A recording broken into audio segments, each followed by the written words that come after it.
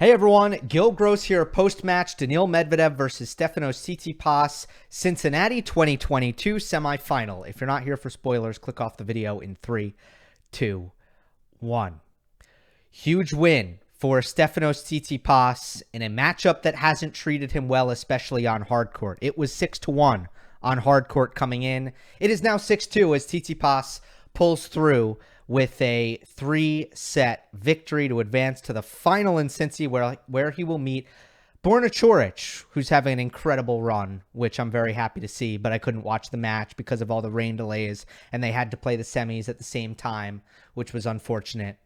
And, you know, I have to really focus on a match to make a video like this, so I couldn't watch it all. Anyway, big win for Tsitsipas here. First Masters 1000 on a hard court in 4 years, and his first highlight since winning Mallorca right before Wimbledon. Could be a huge result coming into the U.S. Open, and I think it will provide him some much-needed confidence. But let's talk about the match. As I said, rough matchup for Tsitsipas, especially on hard court. So what changed here? To me, two broad statements to make. Actually three. The first one, best tactics Tsitsipas has ever deployed playing Daniil Medvedev. Second thing is the worst serving that you will pretty much ever see from Daniil Medvedev.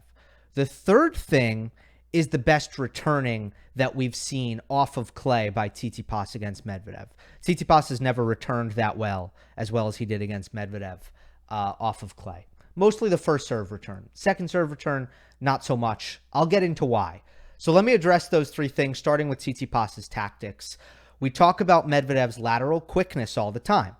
He's a wall laterally, as maybe the best mover in the game, if you know him and Novak, right? So what you have to do is you have to attack the net and finish short in the court. Attack the net, hit a drop volley. Serve and volley, hit a drop volley. Hit a drop shot when you have an approach shot. You know, all these things are very important to not try to beat Medvedev laterally, but beat him north-south by attacking in the forecourt and using Medvedev's deep defensive position to your advantage. But it's really almost impossible to do that from the baseline. You know, the way to do that is to get to net so that you can volley short in the court, which, by the way, against almost any opponent in singles is how you're mostly going to finish at net. So that's not exclusive to Medvedev. But here is Stefanos Tsitsipas, who has a fantastic net game. If you look at the top 10, I mean, we know about Nadal's net game. I think Hubert Hurkacz has a really great net game, but not nearly the skill on his approach shots that Tsitsipas has, on the forehand especially. I mean, Tsitsipas has the best transition game, potentially as good as anyone in the world, definitely the best in his generation. And here we have a guy in Medvedev who can be vulnerable in some of those areas. So Tsitsipas, for the first time that I've ever seen, absolutely commits to the serve and volley. Talked about it with Kyrgios last week. We've talked about it with numerous opponents. That play is there. You pull Medvedev out wide on the court. You serve wide on the deuce side. You can try to do it on the ad side. It's a little bit harder, but it can still be done. And you are going to have a ton of open court to volley into.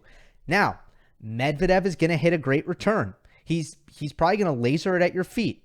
So that's the other side. If you don't have the skill to finish that volley, even though you have a ton of open court, some players don't, and you're out of luck. You can serve and volley against Medvedev and it's not going to work.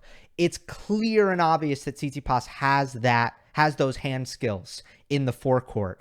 And this is the first time he's completely committed himself to using it to great effect. Tsitsipas at net, 27 for 36. That is 27% of his total points won. Over a fourth of his points won, he won at net. Lots of net rushing as soon as possible, lots of serve and volley. And let's be clear, this took a lot from Tsitsipas because he prefers to hit a serve, then a forehand, come in behind the forehand. That's what he likes to do. For him to change the calculus against Medvedev took some malleability. And the reason why that's more effective, just to serve and volley, is because the depth that Medvedev achieves on his return is world-class, and that will take you away from that serve plus approach combination. You can't hit an approach shot when Medvedev plasters a return on the baseline. What you can do is serve and volley. So that was enormous. Let's talk about drop shots on the backhand. That was a super, super effective play to break up the rhythm of a baseline rally. It was a great finish against Medvedev. Stefanos was following up his drop shot to net. So Medvedev was actually getting there more often than not. Usually it wasn't a clean winner, but Tsitsipas was cleaning up the next ball, whether it be with a lob or a hard volley. Now let's talk about the backhand slice, and here's where I'm going to have a different opinion than probably some, because when you look at it on the surface, and when you look at it the surface, Tsitsipas was slicing his backhand way more than usual in this match, close to 50%, mixing drive and slice about 50-50, and he won. So it's very easy to say, like, the slice was why he won, and it was great. Here's what I will say about the backhand slice. I think the best part about it is that it disguised the drop shot. Because if Tsitsipas was driving all of his backhands, and then every time he switched to the slice grip, it was a drop shot, the drop shot wouldn't have been effective. But since Tsitsipas was slicing his backhands, you didn't know which one was a drop shot. And then the drop shot was very effective. So that was my favorite part of the slice. Was the slice super, super, super effective? Not to my eye. I don't think, I thought he missed too many of them. I thought it wasn't consistently setting up the forehand, which obviously it's a huge success if it does. Not consistently, sometimes. Keeping Medvedev at bay for sure, yes.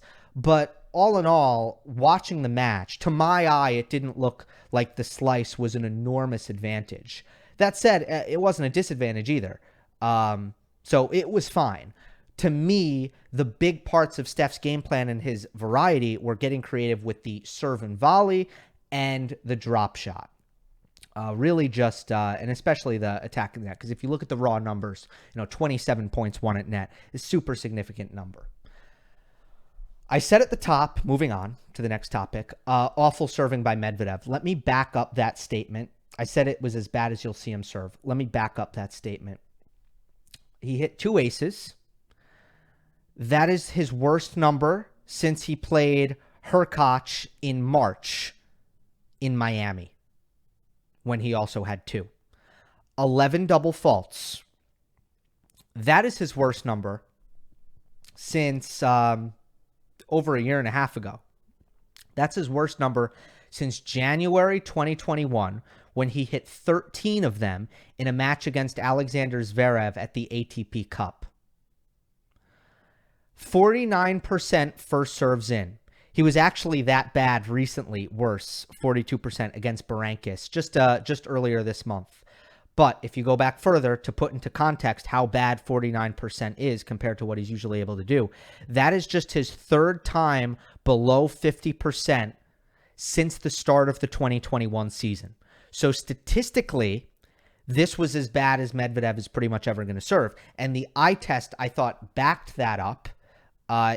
His ball toss was the only thing that I could see that was a real mess. It was all over the place, and that really, for most players, that will destroy your serve. If your toss is inconsistent, good luck. You're going to have a bad day at the office when it comes to the serve, and it's like probably one of the worst parts about my game, so I know. Tsitsipas did something in this match that I don't think he's ever done against Medvedev on a hard court. He won the unreturned serves battle, at least on the first serve. I didn't check the stat taking in both into account, which I should have, but I didn't get to it. Let me give you first serve. There's no way. I don't think there's any way he's ever won this stat. This has been one of the reasons why Medvedev has had a matchup advantage over Tsitsipas is this very stat. And Tsitsipas won it this time. 32% of Stefanos' first serves unreturned. 29% Medvedev's first serves were unreturned. Now, looking at that number, Medvedev, 32% is about what I would expect.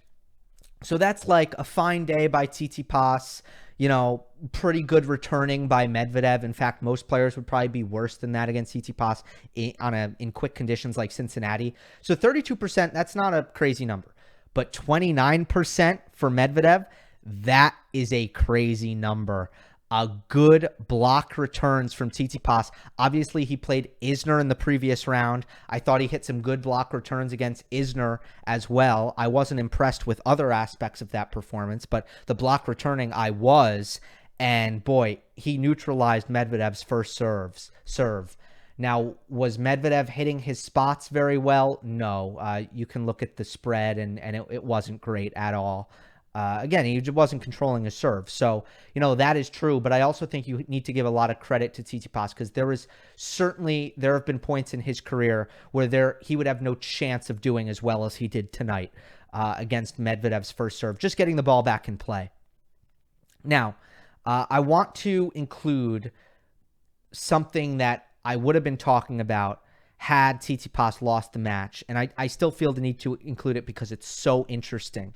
I looked at the numbers when Medvedev served to Tsitsipas's backhand. And when Medvedev hit a second serve to Tsitsipas's backhand, he won 15 out of the 16 points. When Medvedev hit a first serve to Tsitsipas's backhand, he won 14 and lost 9. So more, closer to 50-50. Obviously, you make a first serve, you expect to win the majority of the points, which he did. But has there ever been a better advertisement for Tsitsipas chipping his backhand return? Has there ever been than this? That Medvedev was 15-1 when Tsitsipas was driving second serve returns, but he was 14-9. Sorry, other way around. No. But he was 14-9 when Tsitsipas was just blocking back big first serves. That's crazy to me. Hopefully, I know that was very numbers heavy. Hopefully, I didn't lose you guys, and I apologize if I did. Just the way the match played out is something I want to address chronologically and just the flow of it. First set was super high quality. One of my favorite sets that they have ever played. There was definitely, still Medvedev not serving well, 50% first serves in by Medvedev, and Tsitsipas was close to 70%. But other than that, it was clear that Stefanos had come out with a new perspective tactically. And by the way, shout out to Mark Philippoussis, shout out to Apostolos, I suppose, as well, for potentially being the impetus. But obviously, the new guy is Philippoussis, so he's going to get a lot of the credit for this. So shout out to him. It was clear Tsitsipas was going to do something different here, which was new and exciting, and he was executing these things. And Medvedev was sharper from the baseline, which was kind of an equalizer. It was a great first set, 8-6 in a tie break. It felt like a coin flip. I don't, nothing too crazy down the stretch that I want to get into, but Tsitsipas came through here. Backhand slice, I should say, though, on the set point. He hit a short backhand slice.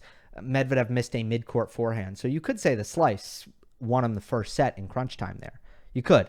I would counter and say he sliced like twice when Medvedev was coming to net and missed 2 passing shots because one thing about Tsitsipas and the backhand is he's very poor at changing the grip. So you'll see him in points. He'll just go slice, slice, slice, slice, slice. And then you'll see him the next point. He'll go drive, drive, drive, drive, drive. So, he needs to get better at changing it and just recognizing